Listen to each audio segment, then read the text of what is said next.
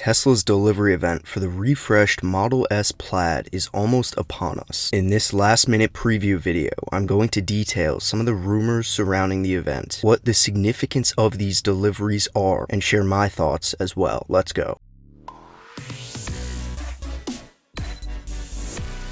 Generally, technology companies hold annual or even quarterly events, such as Apple with their software events. They have their Worldwide Developers Conference coming up. May have already happened by the time you've seen this video. They also have their iPhone event every fall. And you could say the same for Microsoft, Google, Amazon, any other big tech companies that have regular products to deliver or software to present. Now, of course, Tesla is not on the same cadence. They're dealing with much more difficult products, much greater supply chains in physical volume. So naturally, they will not be refreshing their cars annually, as Elon likes to roll in incremental improvements that do not need their own events for explanation. Like improving the seats, that does not need a whole event and delivery event to go along with it to explain. It's just you buy a Tesla, you're getting the best one they can make at that present moment, and that is something that Elon really prides himself in. Anyway, last year I was calling for Tesla to revamp the Model S and X. It had been rumored for the longest time, and it seemed that with the 3 and the Y, Tesla was letting their flagship vehicles fall behind in design language and technology, which I thought was not okay. I got some pushback on that idea since Tesla doesn't like to do refreshes, yet here we are. They've refreshed the exterior and tweaked it a little bit. We have a complete interior redesign. I think it looks beautiful. So anyway, Tesla did not hold an event last year, so this is the first event we are having since the Cybertruck unveil way back in November of 2019, before the pandemic. So it's been a while since we've seen Elon on stage specifically for a product unveiling. And going back even farther, the last Tesla delivery event was the Model 3 all the way back in 2017, I believe around June or so. So this should be a similar type deal. They'll talk about the cars and then they'll hand over the keys or key fob or however they end up doing it to the first few 20, 30, 40, 50 or so customers. So this has been a long time coming. The event itself got delayed. The cars have gotten delayed. Tesla has not sold a single new Model S or X vehicle in the last approximately 6 months or so. And I don't think that is something they could have ever said before since they started making those cars. So we will see at least Tesla Model S production and sales in Q2 because this is June ahead of the finalization of Q2. But Model X, we'll have to wait a little longer for that. So getting into what I expect for this announcement event, I would caution anyone expecting additional product announcements like a Model 2, 4, whatever you want to call it, the $25,000 car. That will not be at this event in my opinion. I don't think they will talk Roadster or Cybertruck, maybe some minor updates here or there if Elon wants to divulge those. I would be expecting this to be primarily focused around the Model S and additionally tangentially for the Model X as well, since that will not have its own event but will be launched later. At least that's what I believe. So I expect them to really dive deep into the Plaid powertrain, the technologies behind that. Of course, this is not a battery day of any kind. They did say they do want to do powertrain day, so maybe this is a preview to that, but I do not expect a 2-hour presentation on the powertrain, but I think they will talk about how revolutionary it is for Plaid. And again, this is not the Plaid Plus. They turned that off actually in the design studio. I think they want as many orders for the regular Plaid as possible. So Plaid Plus will be coming at a later date next year. So since this is a delivery event, there will be people at the event receiving their cars. We've seen some images of a redesigned track they have at their Fremont factory. So it's a possibility they take the cars out there, whip them around and see how they handle during the live stream, which will be available to everyone to watch. I would expect it to be late, especially for us on the East Coast. Probably 8 p.m. Pacific is what they have previously done, but we will get more details for June 10th in the coming days, I presume. I do not expect it to get delayed again at this point since we are within a good window from the event. But they should be talking about charging speeds, the full self-driving beta, how that price will be increasing, and they'll probably touch on the subscription. They might not be ready yet to give us a pricing on that, but I think Elon will at least mention it in an offhand manner. And I think they will acknowledge the chip shortage, or at least the difficulties they've had bringing these cars into production. It's a real testament to how well optimized optimized the Model S and X were originally, and how they never really ran into massive setbacks. They were able to push through any supply chain issues ahead of time. But they've really had some troubles here, whether it's software, whether it's the chip shortage. Elon said that has been a nightmare. They haven't been able to push out any of these new cars in the last 6 months. But anyway, getting along to what sort of amazing technology these cars have. The screens are absolutely beautiful. There's one in the back, there are two in the front. Something that I personally love is the active noise cancellation for the cars. I think the sound system is going to be groundbreaking. It already is great, custom in all of Tesla's cars, I believe. But active noise canceling is going to be something else to block out the road noise, and I think that is going to level up the sound experience in the Model S and X. Of course, there will be the yoke steering option, and we'll get to see how that looks in real life, at least through the live stream. And I do believe, at least from the last blog post on it, Tesla is keeping the radar in these S and X vehicles. I don't know why they're doing that, but I think they still have them in those cars at this point. So again, Model S will be accounted for in Q2, but Model X will not be in yet for this quarter. So we should get a little bit of a bump for those numbers, but nothing massive. So we'll still look for Model 3 and Y to carry the quarter. So there are some major updates and a lot of fine details that Tesla has yet to talk about for these cars. Elon wanted to do a special call for the S and the X, but he never got to, and that was what he wanted to do after the Q1 earnings call. He wanted to have a product call. Whatever happened, Elon time, you know how it is. He actually never had that, so I think there are a lot of details for these cars and maybe the fleet at large that we are going to learn from this event. I'm trying to keep my expectations low, but we have heard some rumors and I'm getting pretty excited. Again, I'm not expecting any additional products, just the ones, the Model S and the X, to be detailed in all of their glory. So what sort of tidbits and surprises could we possibly expect? So there's some rumors going around the Tesla community that Tesla could announce 350 kilowatt version 4 supercharging, and that would be huge. We know the Cybertruck is going to be equipped for higher rates of charging, so they kind of already alluded to this version 4. I would not be at all surprised if Model S and X leapfrog the 3 and the Y and jump ahead, because previously that was one of their setbacks. They cannot charge as fast. Now they will be able to charge at and even faster than the 3 and the Y, the more lower to mid-range vehicles. So that would be very exciting. I'd love to see the stats on that. Not the most likely, I'd say, but there's a good chance it'll happen. What is more likely, almost 100% probable, is the announcement and demonstration of the version 11 user interface, which would be version 11.0 of the Tesla fleet software, which is a complete redesign. I'm not sure if all the cars are getting it with the 3 and the Y with their different orientations, different screen sizes. I'm not sure if they have different aspect ratios, but anyway, the Model S and X have gotten a complete revamp on the interior. So it'll be awesome to hear more details on that. I think we will get some additional commentary from Musk around the full self-driving beta and when that could roll out. He likes to keep us updated. It's perpetually a few weeks away, but again, I would like to hear from him on that. We also heard from leaker Sawyer Merritt that the screen will be tiltable in a very interesting way. It can go either side, up or down, almost like an iMac stand, if you will. So that'll be fascinating to see. I am sure almost 100% that they will be talking about this during the event. It is a complete change in the ability to interact with the car. The UI elements will be movable in version 11 according to Sawyer, and I just think that is a complete re-engineering of how you interact with the car, whether you're in the driver's seat or the passenger seat. So I can't wait to learn more on that. So that'll do it for this video. I am hyped. I'm trying to keep my expectations low so that I do not come out disappointed, but I think Tesla has a lot to show off here, a lot in the details, and we will know soon enough. So leave your predictions in the comments below and leave a like if this preview was insightful. Until next time.